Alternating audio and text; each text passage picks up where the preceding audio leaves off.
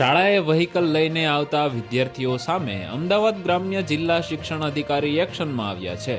અમદાવાદ જિલ્લા શિક્ષણ અધિકારી ગ્રામ્યએ એક પરિપત્ર ગ્રામ્યની તમામ શાળાઓને કર્યો છે। શાળાના આચાર્યએ વિદ્યાર્થીઓને અને વાલીઓને આ બાબતે જાગૃત કરવા ડીઈઓએ આદેશ કર્યો છે। અમદાવાદ ગ્રામ્ય જિલ્લા શિક્ષણ અધિકારી કૃપા ઝાએ જણાવ્યું છે કે શાળામાં વિદ્યાર્થીઓ ટ્રાફિકના નિયમો વિરુદ્ધ અનધિકૃત રીતે વાહન ચલાવે છે। નાની ઉંમરના બાળકો વાહનો લઈને આવે તે ગેરકાયદે છે। ઘણીવાર આવા બાળકો શાળાએ વાહન લઈને આવે છે અને અકસ્માતની ઘટનાઓ બને છે। ત્યારે આ મામલે એક પરિપત્ર કરીને પહેલા શાળાના આચાર્ય અને વાલીઓને જાગૃત કરવામાં આવ્યા છે। આ પરિપત્ર બાદ શાળાઓને એક સપ્તાહનો સમય પણ આપવામાં આવશે, જેથી કરીને તેઓ નિયમોનું કડક પાલન કરી શકે। ત્યારબાદ આરટીઓ વિભાગના અધિકારીઓ અને ટ્રાફિકના અધિકારીઓને સાથે રાખીને ડ્રાઈવ યોજવામાં આવશે।